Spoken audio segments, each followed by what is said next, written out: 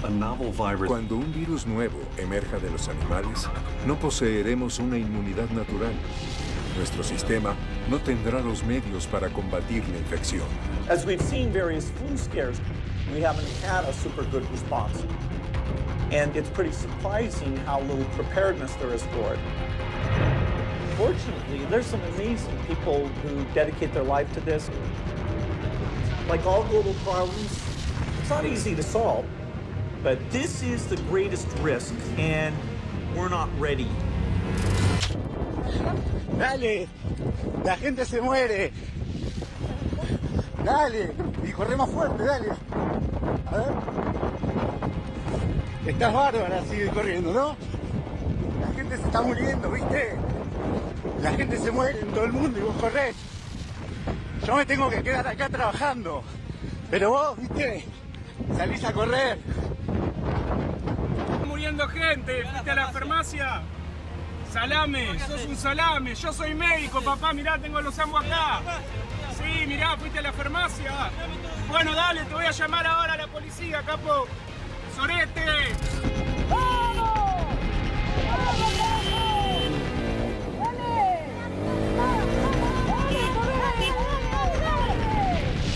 ¡Todos a su casa! ¡Vamos, carajo!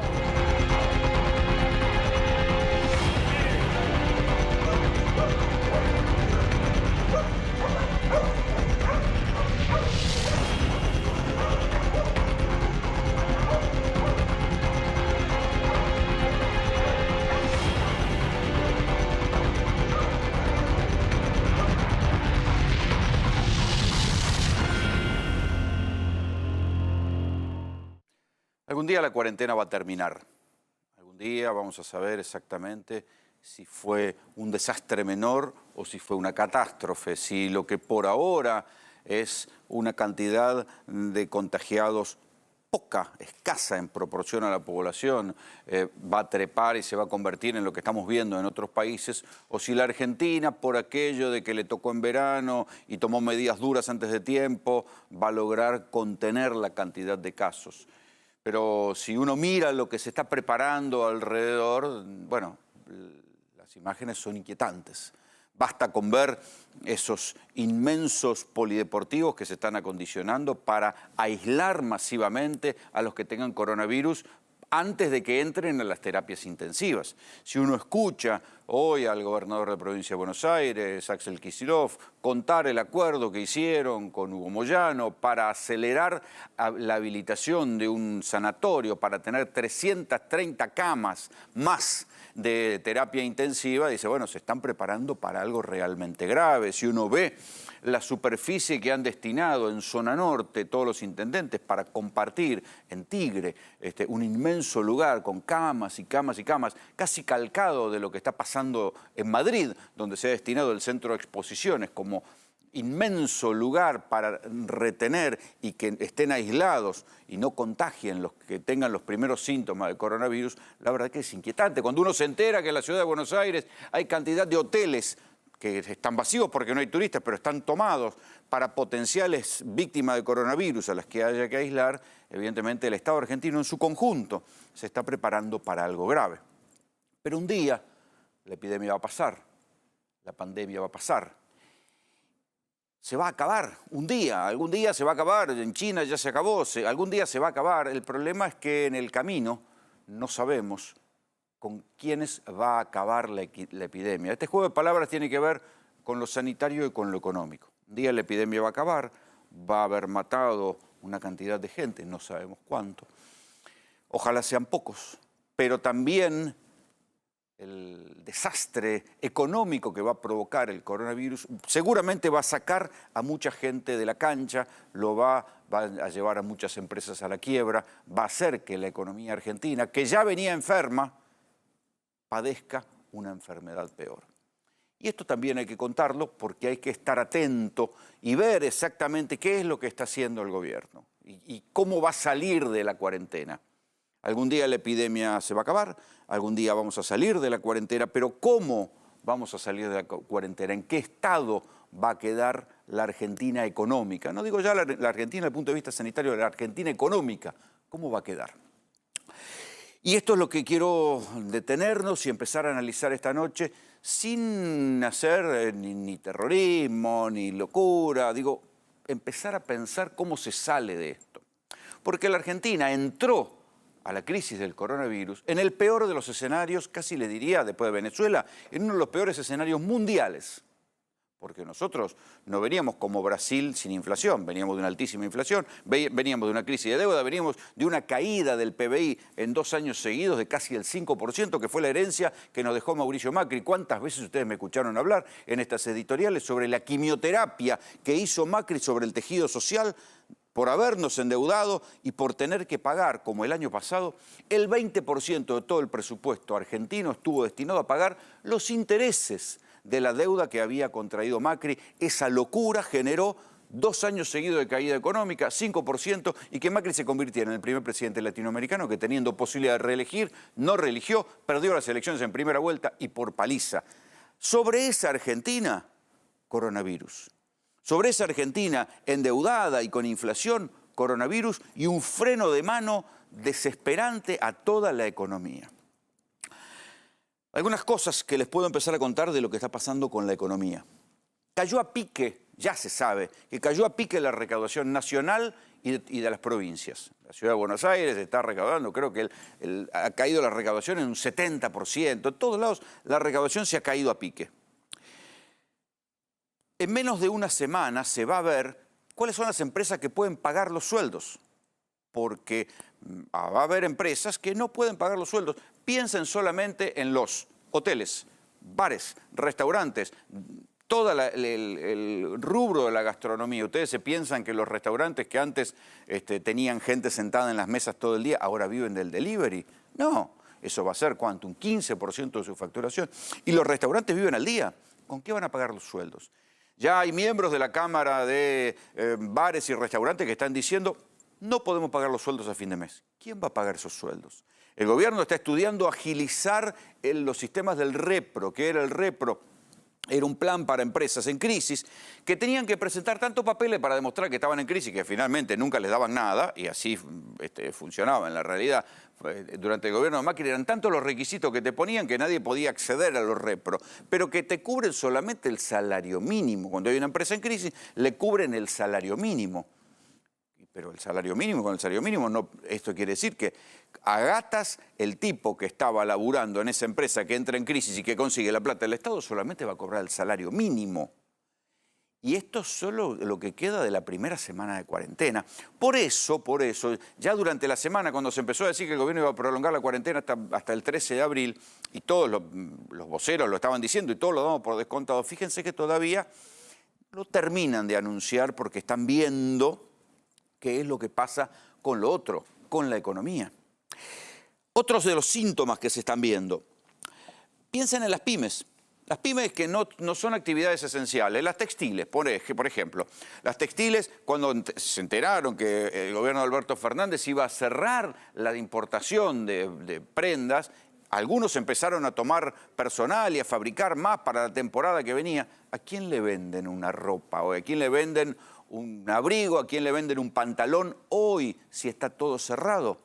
Todos los tipos que fabricaron la ropa para vender en otoño, ¿a quién se la venden hoy? ¿Qué hacen con esa ropa? Tienen que darse vuelta y le tienen que pagar al tipo que le compraron las telas. Eso es el corte de la cadena de pagos. ¿Qué va a pasar con el corte de la cadena de pagos? No se sabe. Hasta ahora, el gobierno lo que ha hecho son parches. Es decir, bueno, empezó atacando efectivamente a los problemas de los que menos tienen, y ahí hay 5 millones de personas. Reforzar la UH, por eso se vieron hoy esas colas tremendas en el conurbano de la gente desesperada que quería ir a cobrar la plata de la UH a los cajeros automáticos. Ahí está. Eso solamente la matanza, fíjense. Las colas y colas de gente que hay, no hay distanciamiento social, ni recomendación de cuarentena, nada. Esto es la desesperación de la gente que está llegando a fin de mes y no tiene un mango. Y salen a buscar la plata, la poca plata que hay. Se adelantó el pago de la UH, le están poniendo a las 2 categorías más bajas del monotributo 10.000 pesos si tienen cuenta bancaria y de alguna manera la vayan a cobrar. Bueno, ahí están atendiendo a los jubilados, una franja, la más baja, de 5 millones de personas. Pero, ¿y más arriba? Los tipos que viven de rentas y tienen ahorros, ellos no tendrán problemas, se encerrarán en sus casas y aguantarán.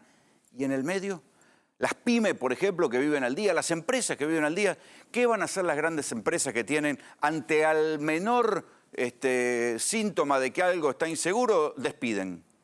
Por más que digan que, bueno, que la doble indemnización, algo las va a frenar para despedir. Pagarán la doble indemnización y despedirán porque ese es el temor que hay hoy por hoy y el temor es al parate de la economía. Y cuando hay parate de la economía, uno se da vuelta y dice, bueno, empieza el quilombo en la economía, te das vuelta, ¿y a dónde se traslada? A lo social. Y por eso están las miradas puestas en el conurbano. No solamente las miradas están puestas en el conurbano por lo que puede pasar en términos de bomba sanitaria. De por sí el conurbano, ya antes del coronavirus, era una bomba sanitaria. Y como les contaba la semana pasada, ahora se ve la irresponsabilidad de los tipos que cortaron la plata en la salud pública. ¿Sí? La irresponsabilidad de la gestión de Macri y Vidal cuando dijeron no, que no se hagan los hospitales del Bicentenario, total los hizo el kirchnerismo para hacer propaganda y ahí dejaron esos hospitales que ahora tienen que salir a terminar de apuro porque puede venir el coronavirus y se pueden terminar llenando de gente y eran hospitales que estaban en los lugares más populosos y más concentrados de la provincia de Buenos Aires, por ejemplo, 2 de ellos en La Matanza, y hoy van a ver cómo lo están intentando reconstruir ese hospital que estaba casi listo, bueno, lo están intentando poner en marcha contrarreloj, trabajando 24 horas, día y noche, a ver si pueden reconstruir ese hospital. Pero la bomba en el conurbano no es solamente una bomba sanitaria, sino que también es una bomba social. Se equivocan los que piensan que por intermedio de las fake news que ya hay saqueos en el conurbano. No, la verdad que no, no hay saqueos en el conurbano. Lo que ha habido, sí, son casi les diría escenas del desborde o de algún grado de desborde social. El delito, al salir, al vaciarse las calles, a entrar a la cuarentena, el delito en la ciudad de Buenos Aires, por ejemplo, cayó un 90%. Me contaba un intendente que hasta anteayer tenían tasas suizas de delito, un intendente del conurbano, me decía, mirá, es increíble, parece Suiza esto, ya no salen ni los chorros a la calle, pero de a poco empezaron a registrarse. Al cabo de la primera semana de cuarentena, empezaron a volver algún tipo de delitos al conurbano.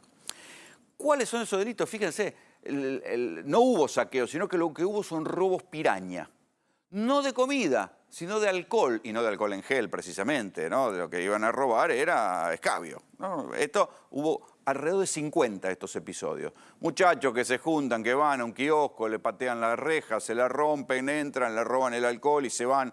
Ha habido 50 en todo el conurbano, en diferentes partidos, lo cual con la inmensidad del conurbano casi les diría que es nada. ¿Qué otro tipo de delito hubo en estos días donde el delito cayó, insisto, cayó dramáticamente? Pero hay algunas cosas a las que le están prestando atención porque, claro, hasta el delito mutó en estas circunstancias, salvo el robo, digamos, ese sí, eso es un robo de otra categoría, de los muchachos que fueron y se llevaron una camioneta con 100.000 barbijos en Villa Martelli. Eso es planificado, hay que ver si no tuvo un cierto grado de zona liberada, en fin. Pero el delito social, ¿en qué se está manifestando hoy? Roban a la gente que va a comprar comida. O sea, lo ven venir, que van con plata o que salen con comida y le bolsiquean la comida, se la roban, es un tipo de delito social. Pero el otro delito que está preocupando es lo que llaman a ver, esperen que lo tengo acá anotado, es la invasión a fincas. O sea, que este es el nombre técnico que le han puesto, ¿sí? Entrada en finca, ahí está, entrada en finca. ¿Por qué? No es el escruche, que es cuando entran a una casa porque no hay nadie. Ahora la gente está en las casas, entonces no es eso. No es la entradera porque la gente no sale, no es que se le meten cuando el tipo está entrando el auto, se le meten y lo roban. No es esto. Fíjense que hay un tipo, ha habido varios episodios, pocos, insisto, pero preocupante el dato, que se meten con la gente adentro. Está la gente haciendo cuarentena, esperando en la casa y de pronto le tiran la puerta abajo y se le meten y lo roban. Eso es un tipo de delito preocupante, porque la policía está patrullando y es muy fácil hoy por hoy encontrar a los delincuentes en la calle. O sea, no pueden recorrer mucho, están las mismas cámaras de seguridad, no se pueden confundir entre los autos, no se pueden confundir entre la gente, es muy fácil cruzarlos en cualquier avenida, pero cuidado con esto, cuidado con este tipo de delito que es el ataque directo a las casas. Esta es otra de las cosas que hoy por hoy está preocupando al conurbano, no mucho más. No están preocupados, el gobierno no está preocupado por la llegada de alimentos. De hecho, a los intendentes les sobran bolsones de alimentos para repartir. Si tienen preparado stock por si la cosa se complica, llegar con bolsones de alimentos a apagar el incendio. Que si la gente se queda sin guita porque se queda sin laburo, llegarán con bolsones de alimentos que incluso incluyen los productos de limpieza necesarios para el coronavirus y hasta el papel higiénico. El otro dilema que se está planteando en el conurbano, y por eso les digo hay que ver hasta dónde se puede sostener la cuarentena en estas condiciones. El otro dilema es qué hacer con las villas de emergencia, porque evidentemente la gente no respeta la cuarentena en la villa de emergencia. Entonces algunos intendentes han optado por hacer algo pragmático.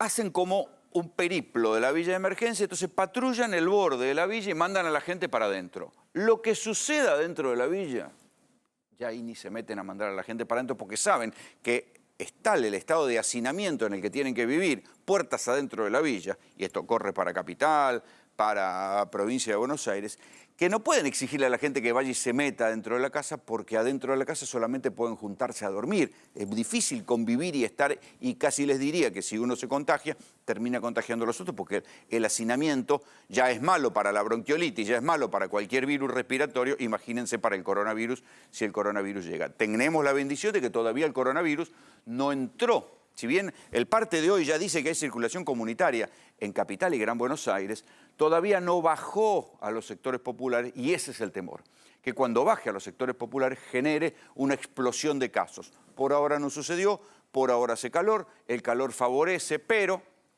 hay que tener en cuenta que llega el otoño y ahí es donde está la disyuntiva de hierro del gobierno. Si viene el otoño y el otoño agarra, que se demuestra, como se supone, que junto con otras enfermedades respiratorias el coronavirus también puede crecer en la transmisión al bajar la temperatura y al subir la humedad, ¿qué va a pasar?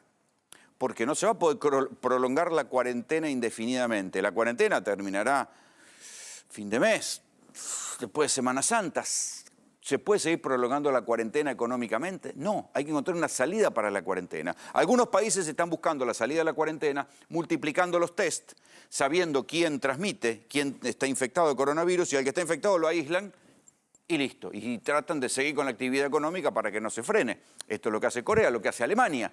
¿La Argentina va a poder hacer esto? No, porque el sistema sanitario no da. Es un desafío, tal vez lo pueda lograr, no se sabe.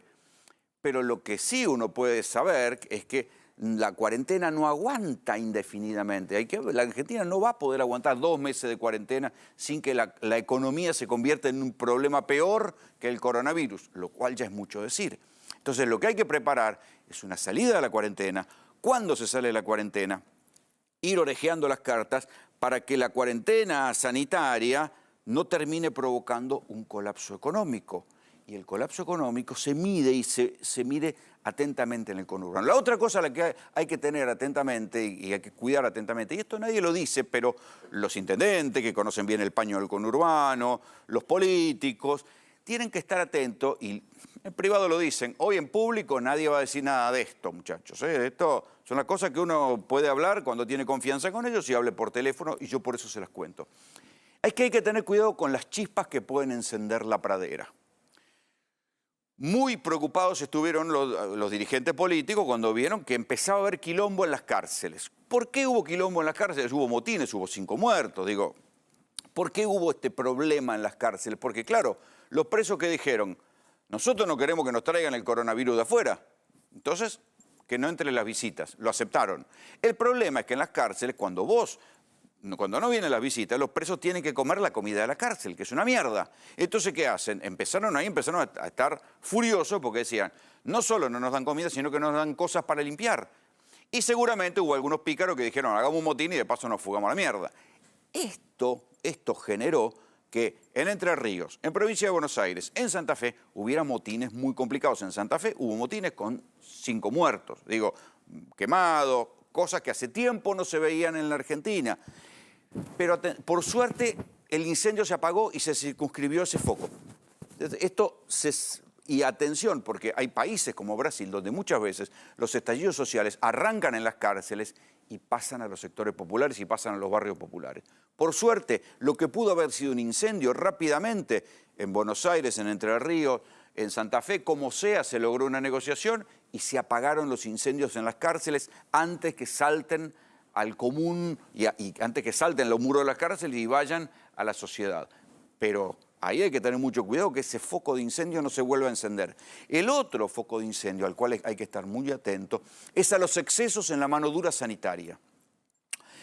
Ustedes lo vieron y empezó ya, por suerte, tanto en Provincia de Buenos Aires, la gente de Sergio Berni, como en Nación, la gente del Ministerio de Seguridad, apartaron rápidamente a los vivos de la bonaerense y de Gendarmería que verdugueaban a la gente.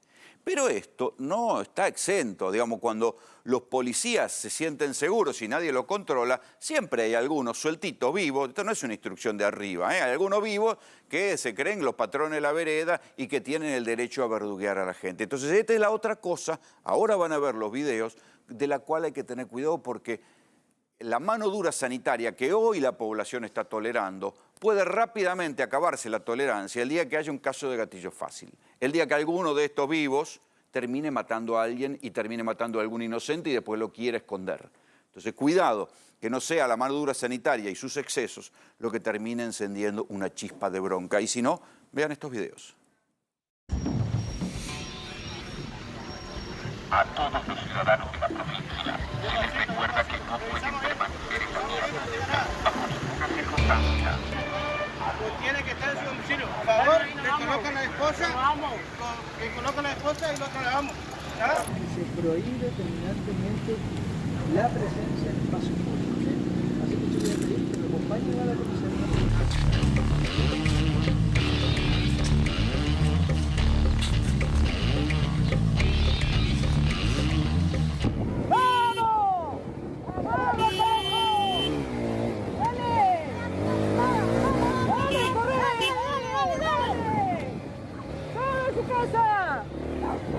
¡Vamos, carajo!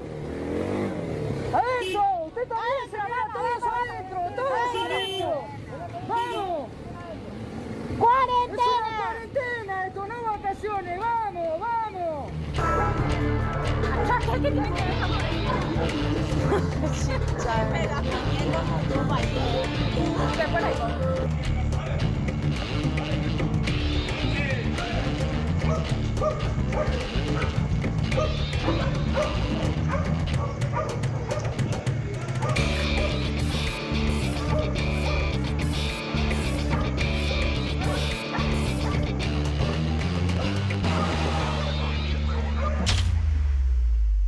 Yo sé que habrá mucha gente que en pos de que se guarde la cuarentena, estas imágenes les parecerán un problema menor, pero no son un problema menor. De hecho, para el propio Ministerio de Seguridad, cuando se difundió este video, inmediatamente suspendieron a los gendarmes que habían hecho este verdugueo. Porque cuando se arranca por este verdugueo, después termina en cosas peores. Y de esto ya tenemos mucha experiencia en la Argentina. De policías de gatillo fácil, de muchachos que tienen un uniforme se creen que pueden verduguear a cualquiera, que están por encima de cualquiera, que pueden maltratar a cualquiera.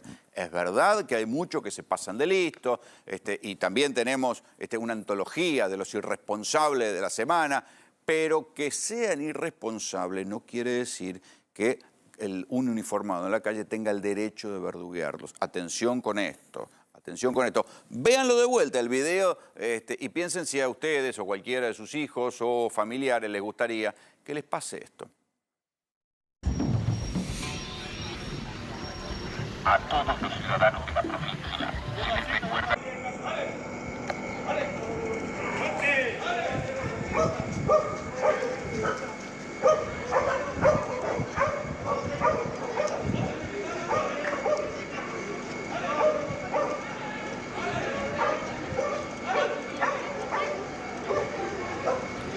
Esto fue en la Villa 1114 esta semana y así era como los mandaban a respetar la cuarentena. La verdad, innecesario. Por suerte, reaccionaron rápido y que sirva como ejemplo. Es decir, bueno, una cosa es la obligación de mantener cuarentena y otra cosa es que se zarpen y se pasen de listos, ¿sí?